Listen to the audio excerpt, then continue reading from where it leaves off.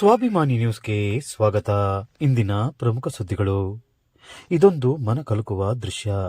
ಬಾಳಿ ಬದುಕಬೇಕಾದ ವಯಸ್ಸಿನಲ್ಲಿ ಪ್ರೀತಿ ಪ್ರೇಮದ ಬಲೆಗೆ ಬಿದ್ದು ಪ್ರಾಣವನ್ನೇ ಕಳೆದುಕೊಂಡ ಘಟನೆ ನಡೆದಿದ್ದು ಕುಟುಂಬದ ಗೋಳು ನೋಡಲಾಗುತ್ತಿಲ್ಲ. ಸೌಮ್ಯ ಎಂಬ ಕೊಪ್ಪ ತಾಲೂಕಿನ ಯುವತಿಯನ್ನು ಪ್ರೀತಿಸಿದ ಸಾಗರ ತಾಳಗುಪ್ಪ ಮೂಲದ ಸೃಜನ್ ಎಂಬಾತ ಸಾಗರ ತಾಲೂಕಿನ ಮುಂಬಾಳು ಬಳಿ ಸೌಮ್ಯಳನ್ನು ಕತ್ತು ಹಿಸುಕಿ ಕೊಲೆ ಮಾಡಿದ್ದು ಪೊಲೀಸರ ತನಿಖೆಯಿಂದ ಬೆಳಕಿಗೆ ಬಂದಿದೆ. ಪೊಲೀಸರು ಇಂದು ಆರೋಪಿಯನ್ನು ಘಟನಾ ಸ್ಥಳಕ್ಕೆ ಕರೆತಂದು ಯುವತಿಯ ಶವ ಮೇಲಕ್ಕೆತ್ತಿ ಮರಣೋತ್ತರ ಪರೀಕ್ಷೆ ನಡೆಸಿದರು. ಸ್ಥಳಕ್ಕೆ ವಿಧಿವಿಧಾನ ತಜ್ಞರು ಆಗಮಿಸಿದ್ದು ಶಿವಮೊಗ್ಗ ಜಿಲ್ಲಾ ರಕ್ಷಣಾಧಿಕಾರಿ ಮಿಥುನ್ ಕುಮಾರ್, ಸಾಗರ ಉಪವಿಭಾಗಾಧಿಕಾರಿ ಯತೀಶ್ ಎನ್ ಹಾಗೂ ತಹಸೀಲ್ದಾರ್ ಚಂದ್ರಶೇಖರ್ ನಾಯಕ್ ಮುಂತಾದವರು ಭೇಟಿ ನೀಡಿ ಪ್ರಕರಣದ ಬಗ್ಗೆ ಮಾಹಿತಿ ನೀಡಿದರು. ಇನಿಷಿಯಲಿ 20 ದಿನ ನನಗೂ ಅದಕ್ಕೂ ಸಂಬಂಧ ಇಲ್ಲ ಅನ್ನೋ ರೀತಿಯಲ್ಲಿ ತಪ್ಪಿಸ್ಕೊಂಡಿರ್ತಾನೆ. ಆದಮೇಲೆ ಯಾವಾಗ ಅಲ್ಲಿ ಹೆಣ್ಮಗಳು ಫ್ಯಾಮಿಲಿ ಮೆಂಬರ್ಸ್ ಎಲ್ಲನೂ ಸ್ವಲ್ಪ ಇನ್ಸಿಸ್ಟ್ ಮಾಡ್ತಾರೆ. ಅಲ್ಲಿ ಪೊಲೀಸವರು ಒಳ್ಳೆ ಕೆಲಸ ಮಾಡಿದ್ದಾರೆ. ಇಮಿಡಿಯೇಟ್ಲಿ ಹೋಗಿ ಇವನ್ನ ಕರ್ಕೊಂಡು ಬಂದು ಈತನ ಇಂಟ್ರಾಗೇಟ್ ಮಾಡಿದಾಗ ಇವನು ಒಪ್ಕೊಳ್ತಾನೆ. ಆ ನಂತರ ಅದು ಮರ್ಡರ್ ಕೇಸ್ ಆಗಿ ಕನ್ವರ್ಟ್ ಆಗುತ್ತೆ.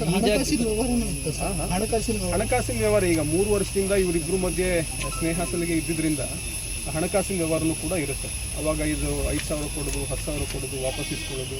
ಅವತ್ತಿನ ದಿನ ಈಕೆ ಏನು ಬಂದಿರ್ತಾಳೆ ಅವತ್ತು ಕೂಡ ಒಂದು ಹೆಡ್ಫೋನ್ನ ಗಿಫ್ಟ್ ಆಗಿ ಕೊಡಬೇಕು ಅಂತಂದು ತೊಗೊಂಡು ಬಂದಿರ್ತಾಳೆ ಇಲ್ಲಿಗೆ ಸಾಗರಕ್ಕೆ. ಅಂದರೆ ಜುಲೈ 2ನೇ ತಾರೀಕು ಇವನು ಇಲ್ಲ ನಾನು ಅದನ್ನು ಇಸ್ಕೊಳ್ಳೋದಿಲ್ಲ ಅಂತ ಹೇಳಿದಾಗ ಮತ್ತೆ ಅದನ್ನು ಇವನು ಇಸ್ಕೊಳ್ಳೇಬೇಕು ಅಂತ ಹೇಳಿ ಅವ್ನ ಕಾರ್ ಒಳಗಡೆ ಬಿಸಾಡ್ಬಿಟ್ಟು ಅವಳು ಮುಂದೆ ಹೋಗ್ಬಿಡ್ತಾಳೆ. ಸರ್, ಜುಲೈ 2ನೇ ತಾರೀಕು ಮಿಸ್ಸಿಂಗ್ ಆಗುತ್ತೆ. ಪ್ರಕರಣ ಪತ್ತೆ ತುಂಬ ವಿಳಂಬ ಆಗುತ್ತಲ್ಲ. ಈಗ ಏನಾಗಿದೆ, ಕೊಪ್ಪ ಪೊಲೀಸ್ ಸ್ಟೇಷನ್ನಲ್ಲಿ ಅದು ರಿಜಿಸ್ಟರ್ ಆಗಿದೆ. ಅವ್ರಿಗೆ ಯಾವುದೇ ರೀತಿ ಸ್ಟಾರ್ಟಿಂಗ್ ಇನಿಷಿಯಲಿ ಕ್ಲೂಸ್ ಇರೋದಿಲ್ಲ. ಆನಂತರ ಟೆಕ್ನಿಕಲ್ ಡೇಟಾ ಎಲ್ಲನೂ ತೊಗೊಂಡ ನಂತರ ಗೊತ್ತಾಗುತ್ತೆ. ನಂತರ ನೆಕ್ಸ್ಟ್ ಅವರು ಕರೆದು ಇಂಟ್ರಾಗೇಷನ್ ಮಾಡಿದಾಗ ಇದು ಗೊತ್ತಾಗುತ್ತೆ. ಈ ಪ್ರತಿಯಿಂದ ಅಲ್ಲ, ಅವನು ಈ ಸಾಗರದವನೇ, ತಾಳಗುಪ್ಪ ನಿವಾಸಿ ಆಗಿರ್ತಾನೆ ಮೂಲತಃ. ಸೊ ಈ ಏರಿಯಾ ಎಲ್ಲ ಅವ್ನಿಗೆ ಚೆನ್ನಾಗಿ ಗೊತ್ತಿರುತ್ತೆ.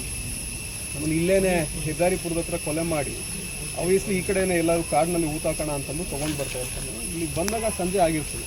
ಸೊ ಇದು ಒಂದು ಅವಕಾಶ ನೋಡಿಕೊಂಡು ಇಲ್ಲೇನೆ ಇಟ್ಬಿಟ್ಟು ಅದನ್ನು ಮಣ್ಣು ಹಾಕಿ ಮುಚ್ಚಿಬಿಟ್ಟು ಹೋಗುತ್ತಾನೆ. ಬೇರೆ ಕ್ರಿಮಿನಲ್ ಹಿಸ್ಟ್ರಿ ಏನಾದರೂ ಇದೆಯಾ? ಕ್ರಿಮಿನಲ್ ಹಿಸ್ಟ್ರಿ ಆಸ್ ಆಫ್ ನಾವು ಏನು ಕಂಡು ಬಂದಿಲ್ಲ, ಬಟ್ ವೆರಿಫೈ ಮಾಡ್ತಾರೆ. 20 ಡೇಸು ಇಂಟ್ರಾಗೇಟ್ ಮಾಡ್ಬೇಕಾದ್ರೆ ಏನಾರು ಅಂದರೆ ಬೇರೆ ಥರ ಕಥೆ ಏನಾರು ಅದು ಕೊಪ್ಪದವ್ರು ಕೇಳಬೇಕು. ಯಾರಿಗೆ ಇಲ್ಲ ಮದುವೆ ಆಗಿಲ್ಲ ಅಂತಂದು ಹೇಳ್ತಾ ಇದ್ದಾರೆ. ಈತ ಆರೋಪಿ ಕೂಡ ಇಲ್ಲ ಮದುವೆ ಆಗಿಲ್ಲ, ಮದುವೆ ಆಗಬೇಕು ಅಂತಲೇ ಮೇಯ್ನ್ ಇನ್ಸಿಸ್ಟ್ ಮಾಡ್ತಾ ಇದ್ದಿದ್ದು ಅಂತ ಹೇಳ್ತಾರೆ. ಅದನ್ನು ವೆರಿಫೈ ಮಾಡಿ ನೋಡ್ತೀನಿ.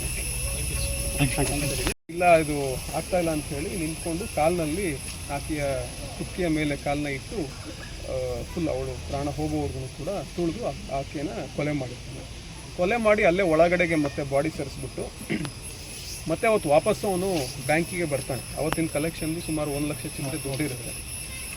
ಆ ದುಡ್ಡನ್ನು ಮತ್ತೆ ವಾಪಸ್ಸು ಅವನ ಬ್ಯಾಂಕಿಗೆ ಏನು ಡೆಪಾಸಿಟ್ ಮಾಡಬೇಕಿರುತ್ತೆ ಅದನ್ನು ಡೆಪಾಸಿಟ್ ಮಾಡಿ ನಂತರ ಅವನದೊಂದು ಕಾರ್ ಇರುತ್ತೆ.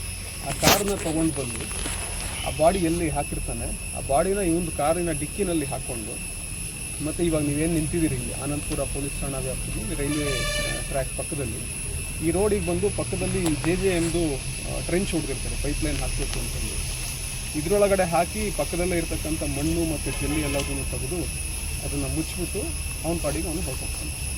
ಸೊ ಆಲ್ಮೋಸ್ಟ್ ಒಂದು 20 ಡೇಸ್ವರೆಗೂ ಇದು ಏನಾಗಿದೆ ಏನು ಎತ್ತ ಗೊತ್ತಿರೋದಿಲ್ಲ. ಕೊಪ್ಪ ಪೊಲೀಸ್ ಠಾಣಾ ವ್ಯಾಪ್ತಿನಲ್ಲಿ ಒಂದು ಮಿಸ್ಸಿಂಗ್ ಕಂಪ್ಲೇಂಟ್ ಕೂಡ ರಿಜಿಸ್ಟರ್ ಆಗಿದೆ. ಆನಂತರ ಅವರು ಕೂಡ ವಿಚಾರಣೆ ಮಾಡಿ ನೋಡಲಾಗಿ ಇವಂದೇ ಅಂದರೆ ಸ್ವಲ್ಪ ಟೆಕ್ನಿಕಲ್ ಡೇಟಾ ಎಲ್ಲನೂ ತೊಗೊಂಡು ನೋಡಲಾಗಿ ಲಾಸ್ಟ್ ಕಾಲೆಲ್ಲನೂ ಇವಂದೇ ಇರುತ್ತೆ. ಇವನ್ನ ಕರೆದು ವಿಚಾರಣೆ ಮಾಡುವಾಗ ಈತ ತಪ್ಪನ್ನು ಒಪ್ಕೊಂಡಿರ್ತಾನೆ. ಸೊ ನೆಕ್ಸ್ಟ್ ಪ್ರೊಸೀಜರ್ಸ್ ಫಾಲೋ ಆಗುತ್ತೆ. ಆನಂತರ ನಮಗೆ ನಿನ್ನೆ ಈವ್ನಿಂಗ್ ಟ್ರಾನ್ಸ್ಫರ್ ಬಂತು, ಬಟ್ ಬಾಡಿ ಎಲ್ಲಿದೆ ಏನು ಎತ್ತ ಅಂತ ಗೊತ್ತಿರಲಿಲ್ಲ. ಅವನೇ ಬಾಡಿನ ಎಲ್ಲಿದೆ ಏನು ಎತ್ತ ಅಂತಂದು ಅಲ್ಲಿ ಹೇಳಿಕೆನಲ್ಲೂ ಕೂಡ ಹೇಳಿರ್ತಾನೆ. ಇಲ್ಲೂ ಕೂಡ ಅವನೇ ಬಂದು ತೋರಿಸಿ ಮಾನ್ಯ ಉಪವಿಭಾಗಾಧಿಕಾರಿಗಳು ಯತೀಶ್ ಅವರು ಕೂಡ ಬಂದಿದ್ದಾರೆ. ಅವರ ಸಮ್ಮುಖದಲ್ಲೇನೇ ಇನ್ಕ್ವೆಸ್ಟು ಮತ್ತು ಪೋಸ್ಟ್ ಮಾರ್ಟಮು 2 ಕೂಡ ಆಗುತ್ತೆ. ಸರ್, ಅವನು ಅದಾದ್ಮೇಲೆ ರಾತ್ರಿ FIR ಆಗ್ತದೆ. FIR ಆಗ್ತಾ ಇದ್ದಂಗೆ ನಮ್ಮ ತೀರ್ಥಹಳ್ಳಿ ಡಿವೈಸ್ ಎಕ್ಸ್ಯೂಮ್ ಆಗಬೇಕು ಅಂತೇಳಿ ನಮಗೆ ರಿಕ್ವೆಸ್ಟ್ ಕಳಿಸ್ತಾರೆ. ನಾವು ಇಮಿಡಿಯೇಟಾಗಿ ಸೆಕ್ಷನ್ 196(3) 3 ಮತ್ತು 4, 5 ನಮಗೆ ಸಬ್ ಡಿವಿಷನ್ ಮ್ಯಾಜಿಸ್ಟ್ರೇಟ್ ಆಗಿ ನಾವೇ ಅದನ್ನು ಎಕ್ಸಿಮೇಷನ್ ಮಾಡಿಸ್ಕೊಳ್ಬೇಕಾಗ್ತದೆ. ನಾವು ನಮ್ಮ ಕನ್ಸರ್ನ್ ತಹಸೀಲ್ದಾರಿಗೆ, ನಮ್ಮ ಮೆಡಿಕಲ್ ಆಫೀಸರ್ಸ್ಗೆ ಎಲ್ಲರಿಗೂ ಸೆಕ್ಷನ್ ಪ್ರಕಾರ ಎಲ್ಲರಿಗೂ ಆರ್ಡರ್ಸನ್ನು ನೋಟಿಸನ್ನು ಇಶ್ಯೂ ಮಾಡಿ ಇವತ್ತು ಅವ್ರಿಗೆ ಬಾಡಿ ವಾರೆಂಟ್ ತೊಗೊಂಡು ಕರ್ಕೊಂಡು ಬಂದಮೇಲೆ ಅಥವಾ ಸ್ಪಾಟನ್ನು ಐಡೆಂಟಿಫೈ ಮಾಡಿದ್ಮೇಲೆ ನಾವು ಬಾಡಿಯನ್ನು ಹೊರಗೆ ತೆಗೆಸಿ ಈಗ ಫೊರೆನ್ಸಿಕ್ ಟೀಮ್ಗೆ ಮತ್ತು ನಾವು ಫೊರೆನ್ಸಿಕ್ ಎಕ್ಸ್ಪರ್ಟ್ ಡಾಕ್ಟರ್ಸ್ಗೆ ಪೋಸ್ಟ್ ಮಾರ್ಟಮ್ ಹ್ಯಾಂಡ್ ಓವರ್ ಮಾಡಿದ್ದೀವಿ. ಈಗ ಪೋಸ್ಟ್ ಮಾರ್ಟಮ್ ಆದಮೇಲೆ ಅವ್ರ ಫ್ಯಾಮಿಲಿಗೆ ನಾವು ಬಾಡಿಯನ್ನು ಹ್ಯಾಂಡ್ ಓವರ್ ಅದು ಫೊರೆನ್ಸಿಕ್ ಟೀಮ್ ಅವ್ರ ಎಕ್ಸ್ಪರ್ಟ್ಸೇ ಇರೋದು. ನೀವು ನೋಡಿದಾಗ ಸರ್ ಅದನ್ನು ನಾವು ಹೇಳಲಿಕ್ಕೆ ಬರೋಲ್ಲ, ಎಕ್ಸ್ಪರ್ಟ್ ಟೀಮೇ ನೀವೆಲ್ಲ ಟೆಸ್ಟ್ ತೊಗೊಂಡಿದ್ದೀವಿ ನಿಮಗೂ, ಬಟ್ ಫೊರೆನ್ಸಿಕ್ ಟೀಮಿಗೆ ಕನ್ಫರ್ಮ್ ಮಾಡಿ ಹೇಳಿ ಸರ್ ಪೋಸ್ಟ್ಮಾರ್ಟಮ್ ಇಲ್ಲೇ ಹೌದು ಮಾಡ್ತಾ ಇದ್ದೀವಿ. ನಮ್ಮ ದೇಶದಲ್ಲಿ ಕಾನೂನೇ ಚೇಂಜ್ ಆಗಬೇಕು. ಇಂಥ ಒಂದು ಈ ಥರ ಒಂದು ಕ್ರೂರವಾಗಿ ಹತ್ಯೆ ಮಾಡಿದ್ದಾನೆ ಅಂತ ಅಂದರೆ ಅವನು ಅದೇ ಥರ ಹತ್ಯೆ ಮಾಡೋಂಥ ಕಾನೂನು ಈ ದೇಶದಲ್ಲಿ ತರಬೇಕು ಅಂತೇಳಿ ನಾವು ಮನವಿ ಮಾಡ್ತಾ ಇದ್ದೀವಿ. ನಮ್ಮ ಹೆಸರು ರಾಘು ಸರ್ ಅಂತ.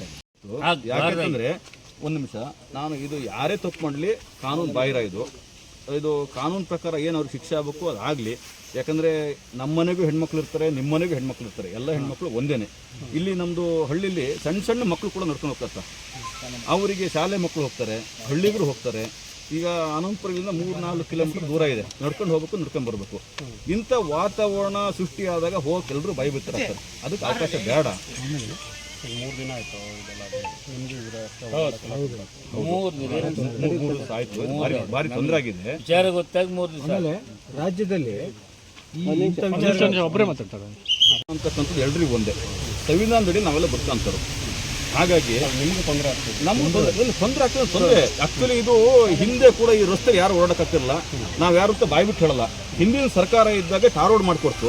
ಈಗಿನ ಸರ್ಕಾರದ್ದು ಕೂಡ ನಾನು ಮನವಿ ಮಾಡ್ತಾ ಇದ್ದೀನಿ, ಮುಂದೆ ಕಂಟಿನ್ಯೂ ಮಾಡಿಕೊಡ್ಲಿ. ಆಮೇಲೆ ಗ್ರಾಮಸ್ಥರಿಗೆ ಒಳ್ಳೇದು ಮಾಡಿಕೊಡ್ಲಿ. ಆಮೇಲೆ ಈ ಥರ ನಮ್ಮ ಈ ಭಾಗದಲ್ಲಿ ಸಾಕಷ್ಟು ಸರಿ ನಡೆದಿದೆ ಸರ್. ಇಲ್ಲಿ ಇವ್ರು ಎಲ್ರಿಗೂ ತಿಳಿ ಹೇಳ್ತೀನಿ ನಾನು. ಇಲ್ಲಿ ಕಪ್ಪಲ್ಸ್ಗಳು ಬರ್ತಾರೆ, ಹುಡುಗಿ ಬರ್ತಾರೆ, ಲವರ್ಸ್ಗಳು ಬರ್ತಾರೆ, ಇಶ್ಯೂಟ್ ಆಡೋರು ಬರ್ತಾರೆ, ಜೂಜುಕೋರು ಸಮೇತ ಇಲ್ಲಿ ಬರ್ತಾರೆ. ಎಲ್ರಿಗೂ ನಾವು ಕೈ ಮುಗಿದು ಮನವಿ ಮಾಡೋದು, ರಾಜ್ಯ ಸರ್ಕಾರಕ್ಕೆ ನಾನು ಕೇಳ್ಕೊಳ್ಳೋದೇನು ಅಂತಂದರೆ ಇದು ಯಾವುದು ನಡೀಬಾರ್ದು. ನಮ್ಮ ಊರು ನಮ್ಮ ಗ್ರಾಮ ಒಳ್ಳೇದಾಗಬೇಕು ಒಂದು. ಇನ್ನೊಂದಾಗಿ ತಪ್ಪು ಮಾಡಿದರೆ ಮಾಡಬಾರ್ದಾಗಿತ್ತು, ಮಾಡಿದ್ರೆ ಕಾನೂನು ಪ್ರಕಾರ ಶಿಕ್ಷೆ ಆಗಲಿ. ಆದರೆ ನಮ್ಮ ಊರನ್ನ ನಾನು ದೊಡ್ಡ ಲೆವೆಲ್ ನೋಡೋಕೆ ಇಷ್ಟಪಡ್ತೀನಿ. ಹಳ್ಳಿ ಇದು, ಕುಗ್ರಾಮ ಇದು. ಇದು ನಿಮ್ಮ ಹೆಸರು ಏನು ಸರ್?